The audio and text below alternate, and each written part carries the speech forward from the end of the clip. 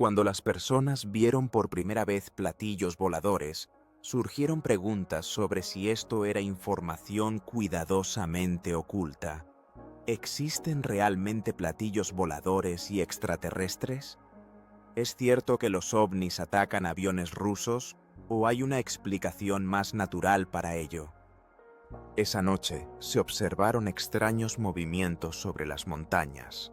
Algunos se preguntaban si esto era una mistificación, ya que tales fotografías son muy fáciles de falsificar. ¿Secuestran los extraterrestres a las personas? Para muchos, todo lo que estaba sucediendo parecía demasiado real. ¿Podrían haber enviado una señal enviada por formas de vida extraterrestres? Nos están observando. Basándose en estas preguntas, se podría comenzar a creer en algo más. En junio de 1947, en el estado de Washington, un asustado piloto aficionado fue testigo de un extraño objeto volador en la zona del volcán Rainier. Este objeto, girando y zigzagueando, se movía más rápido que cualquier aeronave conocida. El sorprendido piloto, Kenneth Arnold, aterrizó y su avistamiento marcó el comienzo de una nueva era. Las noticias se difundieron rápidamente y la prensa comenzó a llamarlos platillos voladores. Los informes se multiplicaban. Los generales militares comenzaron a temer una posible invasión desde el espacio. En la vida real, los comandantes temían el inicio de una guerra mundial y la pánico los aterrorizaba. En ese momento, en Tocanaba, se recordaba nuevamente el caos causado por una escenificación que había ocurrido en 1938. El productor Orson Welles más tarde se disculpó, sorprendido de cómo una historia de cómics infantiles pudo tener un impacto tan fuerte en los oyentes de radio. Los militares no tenían respuestas a las preguntas sobre los platillos voladores que aparecían en Europa en los últimos meses de la Segunda Guerra Mundial. Los pilotos de cazas nocturnos los apodaron pilotos misteriosos. Uno de ellos recuerda: los vimos en algún momento de 1944, en noviembre o diciembre. Estas bolas de fuego, al aparecer en el campo de visión, desaparecían de inmediato. Otro piloto describe: ese objeto que vi se parecía a un bulto de luz blanca. Muchos informaron sobre una luz roja, otros vieron luces verdes. Intentamos perseguirlos, pero nadie pudo atraparlos. Él añade: volaba en un caza británico Mosquito que podía alcanzar una velocidad de hasta 840 kilómetros por hora y varias veces intentamos alcanzarlos, pero ni siquiera pudimos acercarnos. La investigación se estancó.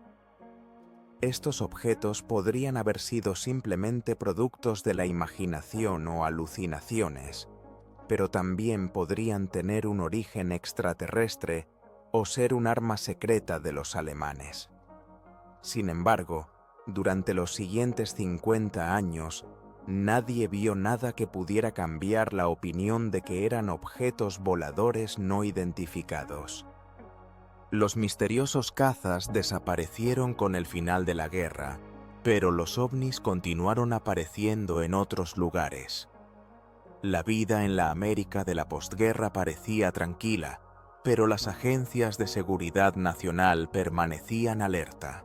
Los Estados Unidos estaban bajo vigilancia aérea de la Unión Soviética, y surgían preguntas sobre si el Gran Hermano podía haber establecido esa vigilancia. La mayor preocupación eran los ovnis que aparecían cerca de instalaciones militares estratégicas, ya que estaban en juego los secretos nucleares del país. Existía la amenaza de un inicio de guerra nuclear, y los espías soviéticos podían estar en cualquier lugar. Cualquiera puede ser un extranjero. Se ven igual que nosotros, reflexionaban las personas. Los informes sobre la aparición de ovnis y las filmaciones realizadas por los raros testigos no llegaban a la policía ni a los científicos. En cambio, se recopilaban en la Oficina de Investigación de la Fuerza Aérea durante 22 años. Los investigadores se plantean dos objetivos principales, como describe el director del proyecto Libro Azul. En primer lugar, buscan determinar si los objetos voladores no identificados representan una amenaza para la seguridad de los Estados Unidos. En segundo lugar, quieren acceder a las tecnologías más recientes que ayuden a desarrollar la ciencia y la industria del país. En 1969, estos archivos fueron cerrados. La conclusión de los representantes de la Fuerza Aérea indicó la ausencia de amenaza y la falta de información necesaria. Investigaron 3.200 testimonios de avistamientos de extraños objetos voladores, cada uno de los cuales fue clasificado y evaluado en cuanto a su veracidad. En el 20% de estos casos, los objetos fueron clasificados como ovnis. Al mismo tiempo, el 10% de la información obtenida fue considerada no veraz. Las investigaciones mostraron que cuanto mejor se veía el objeto, más a menudo podía ser clasificado como no identificado. Al final, el comandante de la Fuerza Aérea declaró que, con base en la información recopilada, se podía concluir que no se habían observado objetos conocidos como platillos voladores sobre el territorio de los Estados Unidos.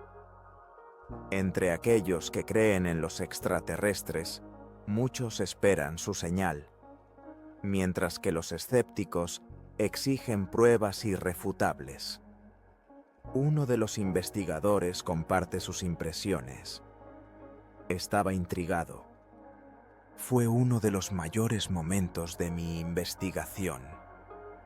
En 1987, documentos secretos cayeron en manos del investigador británico Tim Good, y parecía que podían responder a todas las preguntas.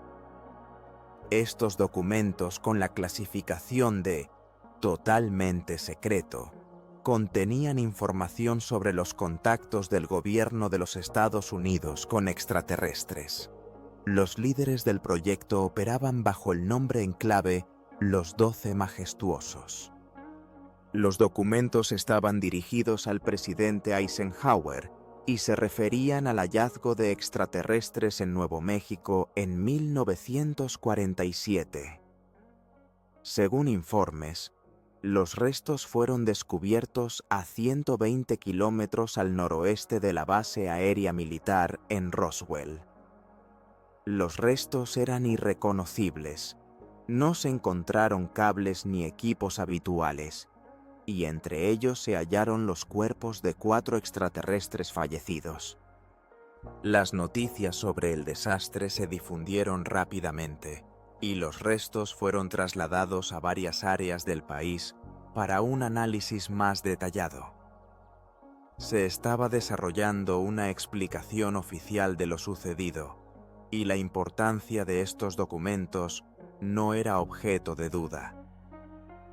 Uno de los investigadores señala: nunca antes había tenido en mis manos un material similar.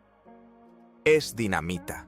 Es la prueba de la existencia de platillos voladores, extraterrestres y cosas por el estilo. En estos documentos se contenían datos de que, en primer lugar, la Tierra había sido visitada por una nave espacial de origen extraterrestre, y en segundo lugar, el gobierno no solo estaba al tanto de esto, sino que desde 1947 ya poseía restos de la nave extraterrestre y asuntos relacionados con los extraterrestres. Sin embargo, Apenas 10 minutos después de que estos documentos llegaran al investigador, llegó a la conclusión de que eran falsificaciones. Estaba seguro de ello, dice él. Los críticos sostienen que se trata de una falsificación hábilmente realizada, afirmando que las firmas del presidente Truman en los documentos fueron tomadas de una carta auténtica posterior. Cualquier persona familiarizada con los fundamentos de la pericia forense sabe que una persona nunca firma su nombre exactamente igual, añade él. Existe la opinión de que la firma en estos documentos es idéntica a la firma en otra directiva. Sin embargo, el investigador sostiene: si se utiliza una mesa de luz, será evidente que no coinciden. Ahora, los antiguos partidarios de esta teoría creen que es una falsificación, ya que la coincidencia les parece demasiado obvia.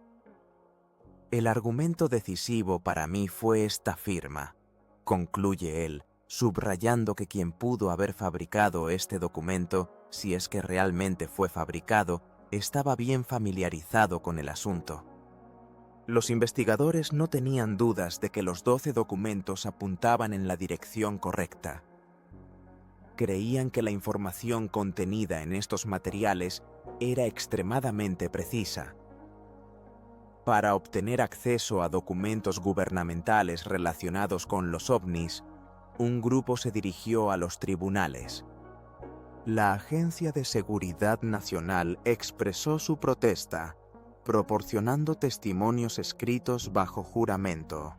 Los investigadores solicitaron la entrega de 21 páginas de testimonios que habían sido clasificados.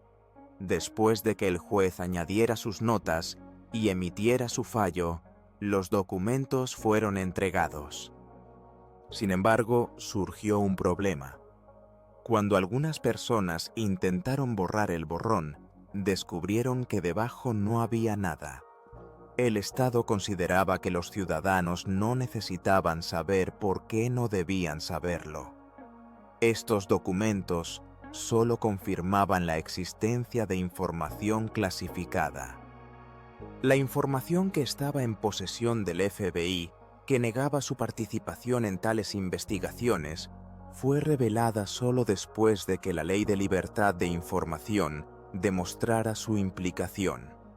Como resultado, la oficina divulgó miles de documentos, incluyendo 1.100 páginas. La Agencia Central de Inteligencia también negó haber tratado este tema. De repente, los investigadores se encontraron con miles de páginas de documentos relacionados con los ovnis, que datan desde la década de 1940.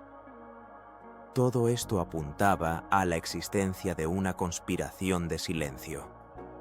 En un centro privado dedicado al estudio de los MNLO, se guardaba un archivo de 100.000 casos, ignorados por la ciencia oficial. Tras 20 años de trabajo en este campo, el investigador se convenció de la existencia de un fenómeno misterioso que era ignorado por la ciencia. Esta ignorancia no le hacía ningún bien a la ciencia, y los documentos se cubrían de polvo. Era evidente que otros gobiernos estaban llevando a cabo investigaciones más exhaustivas. En marzo de 1990, en la antigua Unión Soviética, un caza interceptor despegó para averiguar la fuente de una luz pulsante al noreste de Moscú. Durante 3 a 5 horas, persiguieron un ovni que se movía a una velocidad de 4 a 5.000 kilómetros por hora. El objeto no se reflejaba en los radares de las estaciones terrestres. Sin embargo, la visión térmica resultó ser más efectiva y se logró fotografiar el ovni. Las imágenes secretas fueron enviadas al comandante de las Fuerzas de Defensa Aérea. Este caso de 1990 se convirtió en el único del que existen evidencias documentales. Todos los demás posibles contactos reportados por aviones militares o civiles solo eran confirmados por testimonios de testigos. Este fue el único caso en el que había pruebas concretas. Los pilotos no dispararon contra el ovni. En la defensa aérea existían reglas no escritas, según las cuales el armamento no debía utilizarse contra objetos voladores no identificados. Solo se utilizaba el radar, al igual que en los casos con aviones sigilosos occidentales. Los pilotos nunca consideraron que se tratara de un avión sigiloso estadounidense, ya que este objeto presentaba otros indicadores en el radar. Los aviones invisibles se comportaban como aviones normales en lo que respecta a la velocidad y maniobrabilidad, mientras que los objetos voladores no identificados se diferenciaban notablemente. El expediente describía numerosos casos. Uno de los pilotos detectó luces acercándose a él y comenzó el contacto. El avión inició un descenso pronunciado y al aterrizar sufrió daños en el ala izquierda. Desde 1977, el Ministerio de Defensa había recibido cientos de informes similares, con la esperanza de aprovechar tecnologías extraterrestres con fines militares. Las investigaciones secretas continuaban. ¿Objetos voladores no identificados o humo de disparos de entrenamiento? En el este, los objetos voladores no identificados aparecían con frecuencia ante los ojos del público. ¿Qué era eso? ¿Un objeto volador no identificado o un globo? La primera película amateur exhibida en Occidente muestra un objeto volador no identificado sobre el edificio del Parlamento en Vilna, la capital de Lituania. El objeto flota silenciosamente, bien visible desde el suelo, y su movimiento no se asemeja al vuelo de un helicóptero o avión convencional. Al amanecer de la mañana siguiente, la policía local lo graba en película. En 1977, sobre la ciudad de Petrozavodsk, en el noroeste de Rusia, cientos de personas fueron testigos de un gigantesco objeto volador no identificado. La investigación inicial concluyó que se trataba de un fenómeno óptico causado por el motor de cohete en ignición de un lanzamiento secreto de un satélite artificial de la Tierra. Sin embargo, en la Academia de Ciencias de la URSS decidieron que un fenómeno tan inusual requería un estudio más exhaustivo. Además de las investigaciones militares, científicos se unieron al estudio de los objetos voladores no identificados, organizando la recopilación de información en todo el país para su análisis científico. En el Comité Central, encargado del estudio de los objetos voladores no identificados, se recibieron datos de 10 instituciones científicas adicionales. Las investigaciones se centraron en dos direcciones: pasiva y activa. En el primer caso, los científicos analizaban los informes sobre objetos voladores no identificados. En el segundo, se desplazaban a los lugares de observación. En uno de esos lugares, donde las investigaciones han continuado durante 12 años, los pasajeros de un tren fueron testigos de un objeto volador no identificado acercándose. Según sus palabras, la aeronave metálica aterrizó en el suelo. El profesor de biología, Yuri Semiakov, señaló que en este lugar ocurren cambios constantes. Se ha llevado a cabo una serie de pruebas y experimentos interesantes, tanto de carácter físico como biológico. Los resultados mostraron que los seres vivos evitan lugares como estos.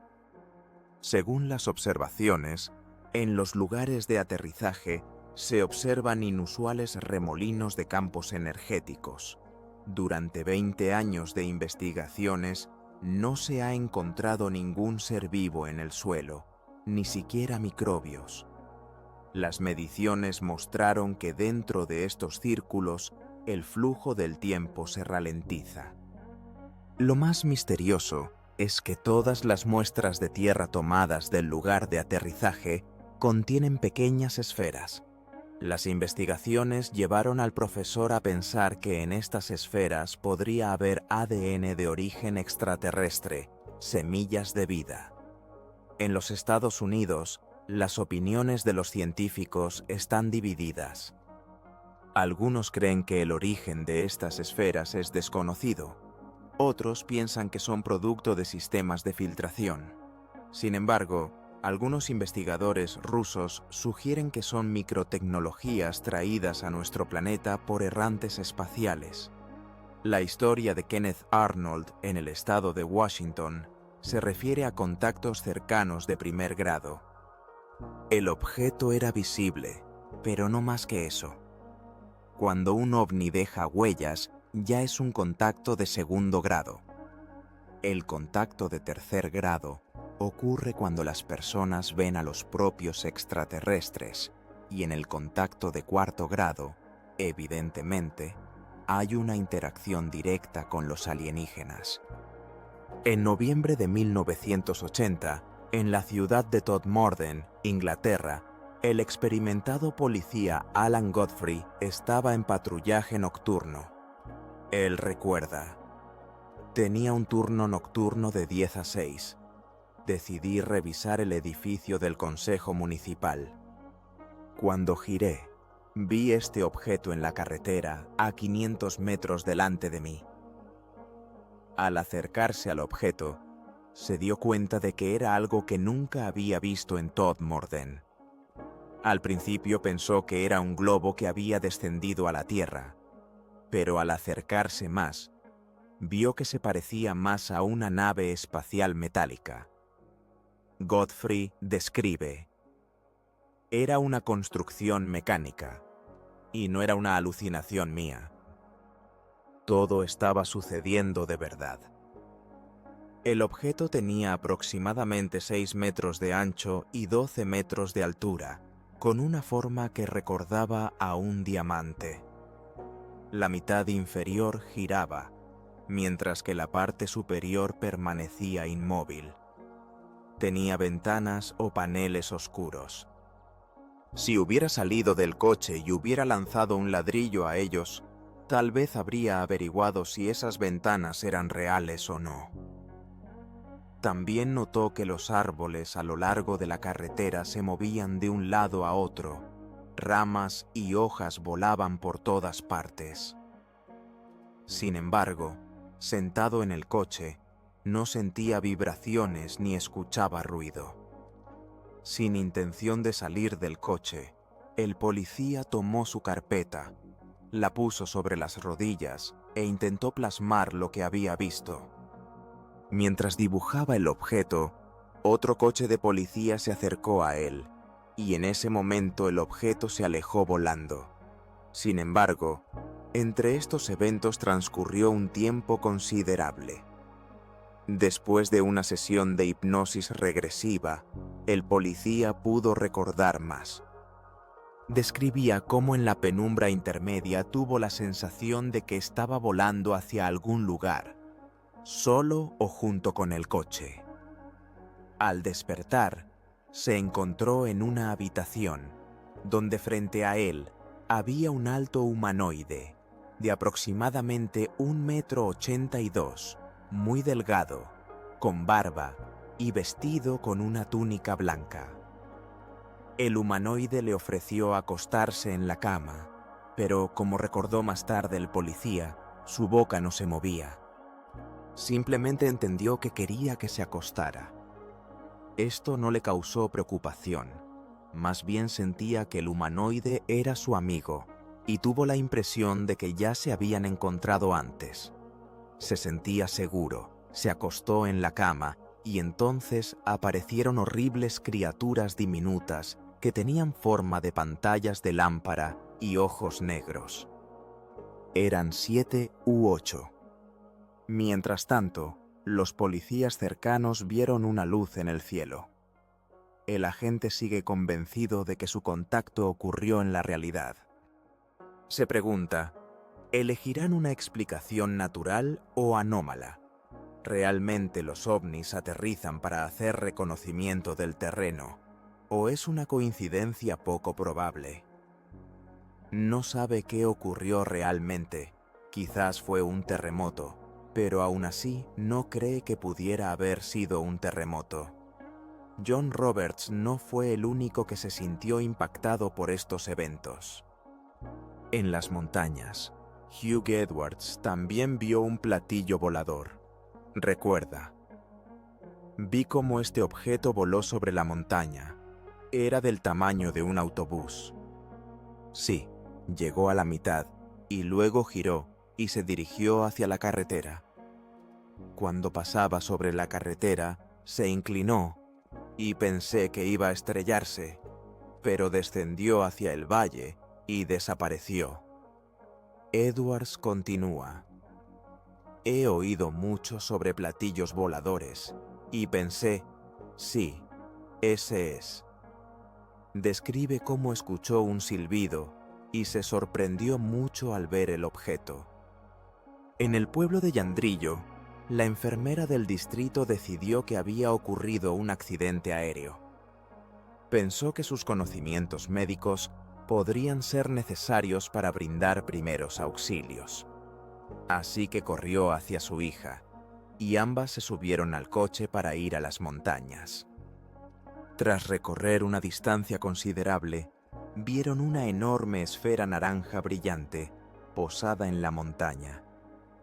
Deteniéndose, ellos se asomaron a lo que, según les parecía, era un avión en llamas, imaginando toda clase de horrores.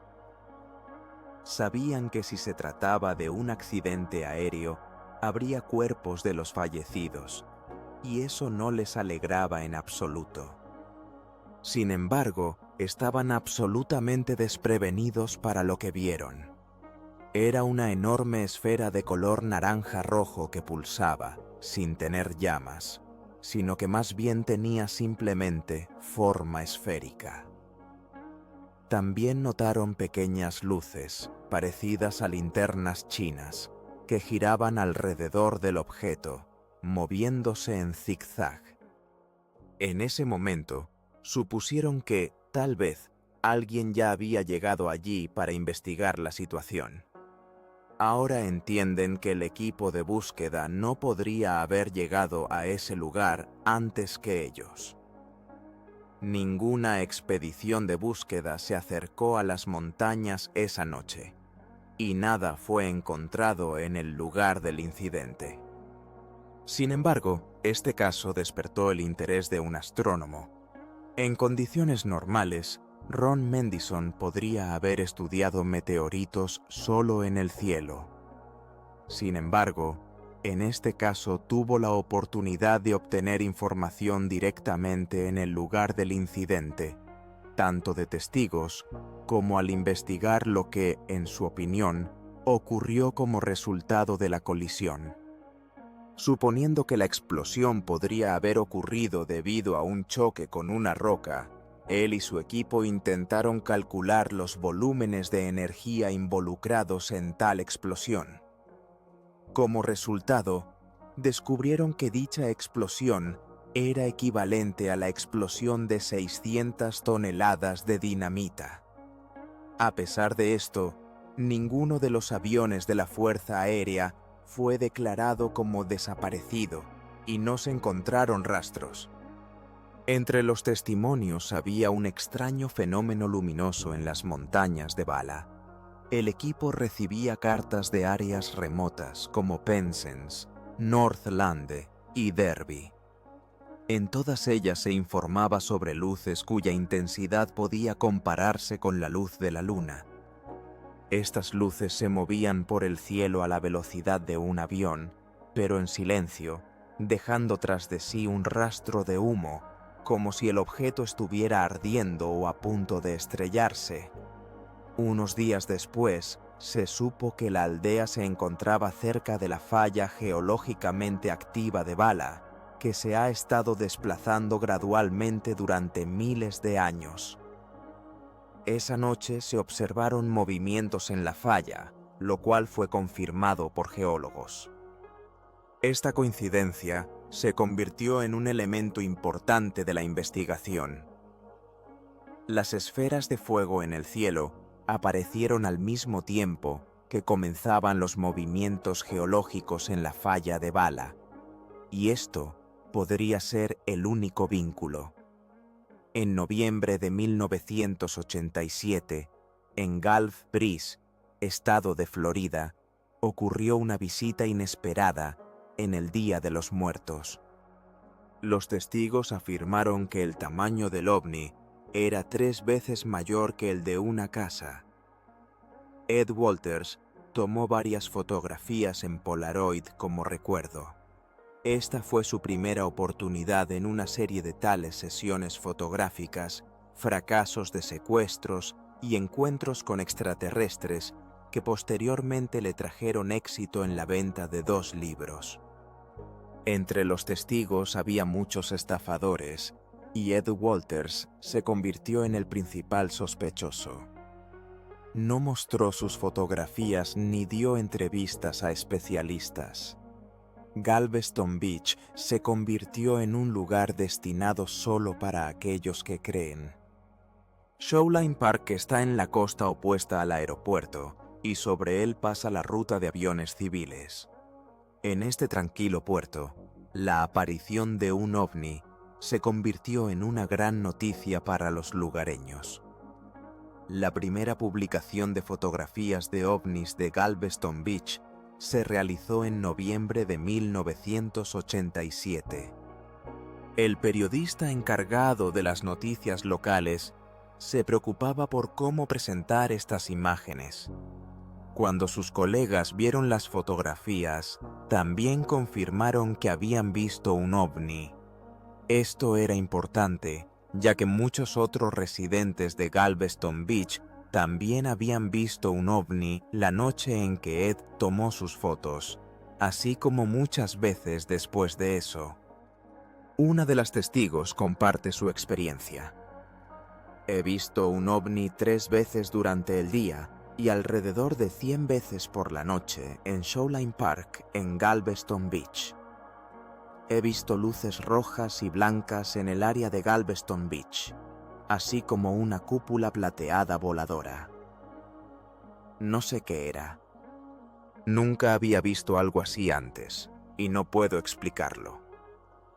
Algunos lugareños creen que tales incidentes no son más que travesuras infantiles de los militares de la base naval en Pensacola. Sobre esta área vuelan numerosos aviones militares y civiles, y entre ellos podría haber una aeronave extraña e inusual. La cuestión de si las personas pueden reconocer un dron invisible, creado específicamente para la vigilancia secreta, sigue abierta. Tales fotografías no son difíciles de falsificar si eres un reportero de investigación y sabes cómo hacerlo, señala uno de los expertos. Todo lo que necesitas es un modelo de espuma y una cámara bien elegida. Es muy fácil falsificar tales fotografías. Ed Walters tomó sus primeras fotos en un Polaroid 108, en el que el filme se puede volver a exponer fácilmente.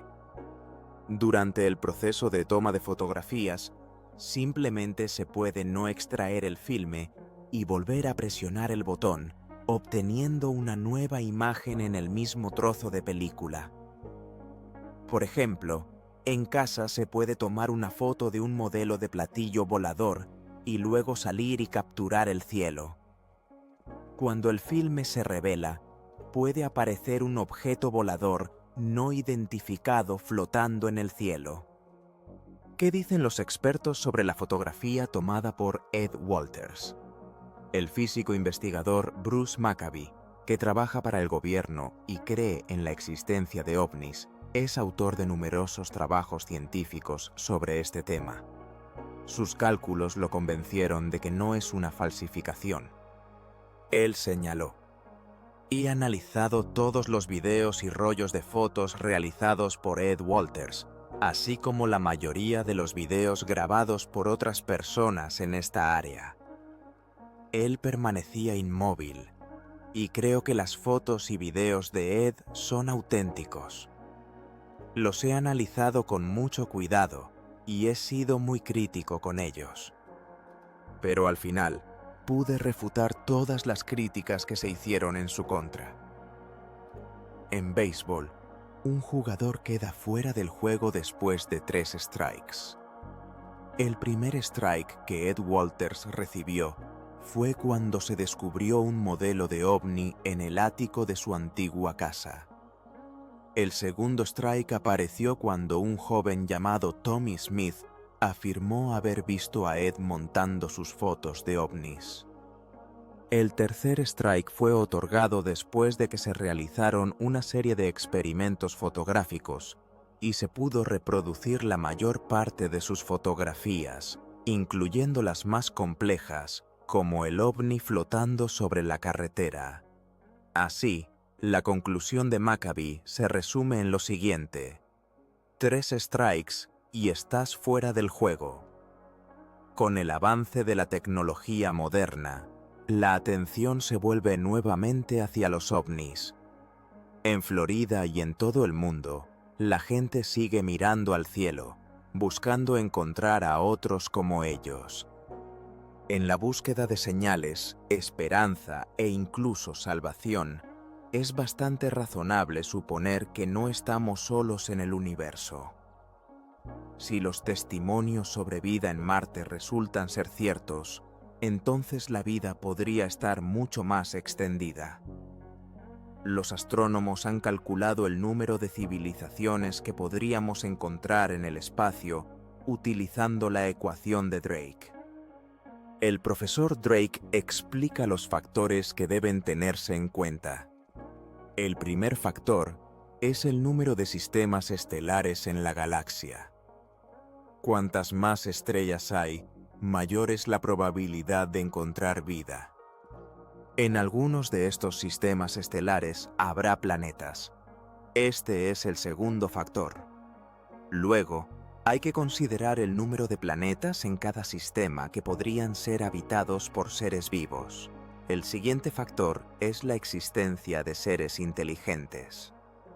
A continuación, se considera la proporción de sistemas donde los seres inteligentes han alcanzado un nivel de tecnología que se puede detectar.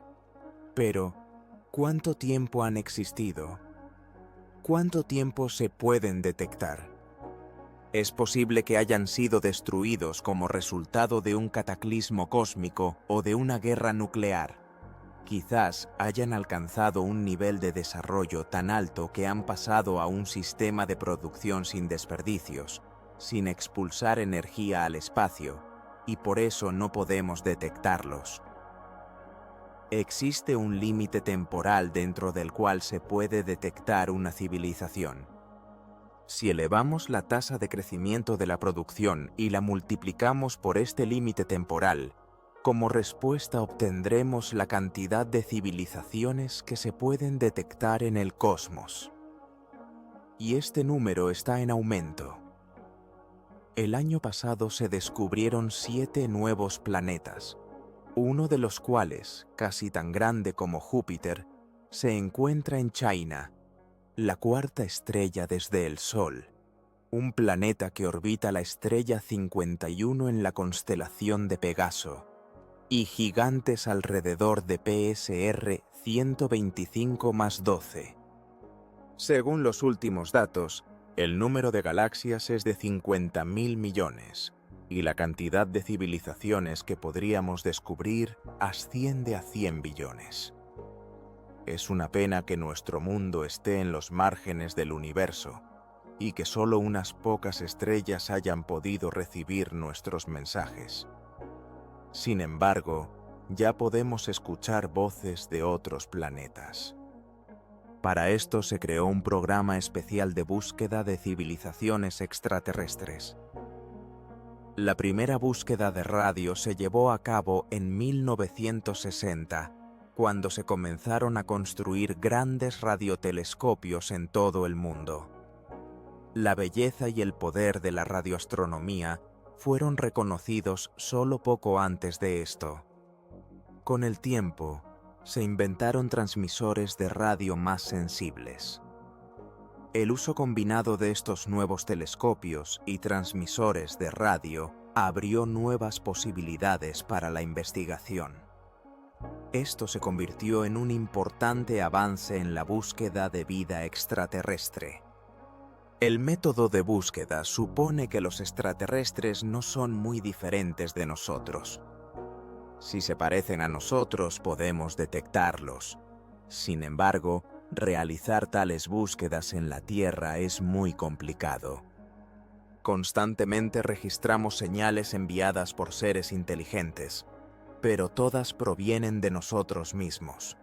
La pregunta de si alguna vez hemos recibido mensajes de otros mundos sigue abierta. Es posible que una persona, Jerry Eggman, realmente haya recibido tal mensaje. En la Universidad del Estado de Ohio hay un enorme radiotelescopio cuyo tamaño supera el de 3 campos de fútbol. El 15 de agosto de 1977 se registró una señal proveniente del centro de la galaxia, pulsando 30 veces más fuerte que el ruido de fondo. La transmisión continuó durante 3 días. Eggman, al revisar la impresión, marcó la señal, que resultó ser más fuerte que todas las anteriores. Estaba tan sorprendido que su mano escribió por sí sola en los márgenes la exclamación «¡Guau!». Esto no ocurrió por casualidad. Cuando la señal llega solo por un canal, esto puede significar que estamos tratando con un fenómeno cósmico único o que esta señal fue enviada por un transmisor.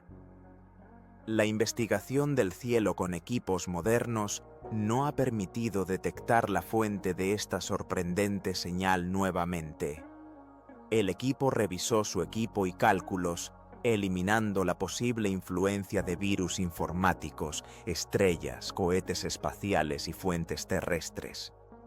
Se descartó la posibilidad de que se tratara de una nave espacial o satélite en órbita alrededor de la Tierra, así como de cualquier cosa que estuviera cerca del radiotelescopio, como un avión que pasaba a través del haz del telescopio. Sin embargo, no descartaron la posibilidad de que la señal hubiera sido enviada por una civilización extraterrestre. Pero incluso si lograron detectarnos, ¿podremos alguna vez superar la enorme distancia en el espacio? Los científicos tienen algunas respuestas inusuales, como los agujeros de gusano. Imaginemos que nuestro universo es un globo. Vivimos en 3 dimensiones de este globo. En él pueden existir agujeros de gusano que conectan diferentes puntos. Estos agujeros de gusano representan un atajo a través del universo. O imagine que esta hoja de papel es nuestro universo. Estamos en el punto A y queremos llegar al punto B. En condiciones normales, tendríamos que recorrer la distancia entre estos puntos. Sin embargo, si pudiéramos curvar el espacio, doblando el universo con otra dimensión, esos puntos podrían conectarse y podríamos superar la distancia. Hasta ahora, la respuesta sigue siendo teórica. Solo podemos enviar nuestras estaciones de investigación científica a las áreas más cercanas del espacio para recopilar información, tomar fotografías y medir las condiciones atmosféricas. Podremos de esta manera toparnos con otras formas de vida. Algunas personas creen que eso ya ha sucedido. En septiembre de 1991, en fotografías tomadas desde a bordo de la nave espacial Discovery, se afirma que se puede distinguir una nave extraterrestre esquivando uno de nuestros cohetes. Este evento marcó el comienzo de las guerras espaciales. Según las observaciones, los invasores intergalácticos, utilizando la curvatura del espacio, cambian instantáneamente su rumbo. Es evidente que la fuerza no está de nuestro lado. Sin embargo, hay otra explicación. En el centro de esta batalla cósmica, podría haber estado un cometa que esa noche estaba en el cenit. Este fue el cometa más brillante en los últimos 20 años. ¿Cómo está relacionado este cometa con la fotografía de la batalla en el espacio, tomada desde la nave espacial? El cometa es un cúmulo de piedras y hielo. Cuando se acerca al Sol, el hielo sublima y se convierte en vapor. Como resultado, se libera energía que cambia la órbita de la cometa y la hace impredecible. El transbordador espacial, al salir al espacio, siempre lleva a bordo una tripulación de 5, 6 o 7 personas. Estas personas hacen lo mismo que en la Tierra. Respiran, comen, beben y van al baño. La nave espacial acumula toda el agua que se libera y de vez en cuando la expulsa al espacio.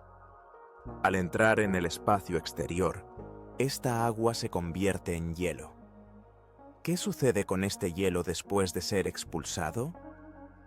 Cuando el hielo se ve afectado por el Sol, comienza el proceso de sublimación y pequeños cristales de hielo se convierten en gas. Esto se acompaña de la liberación de energía, comparable al trabajo de un pequeño motor de cohete. Es similar a lo que ocurrió con la cometa que observamos. Así que, definitivamente, no se trata de una batalla espacial con extraterrestres. Mientras tanto, nuestra estación de investigación automática Pioneer está saliendo del sistema solar. ¿Y cómo son las naves de las civilizaciones extraterrestres? Quizás se asemejan a los meteoritos que fueron observados en el espacio por un equipo de observadores de Kitt Peak, en el estado de Arizona. En 1991, accidentalmente detectaron una nave, posiblemente de origen extraterrestre, que podría haber sido una nave de exploración espacial. Cada año, decenas de miles de estas naves pueden pasar junto a nosotros, y tendremos suerte si logramos notar al menos una de ellas. Solo nos queda observar, esperar y tener esperanza.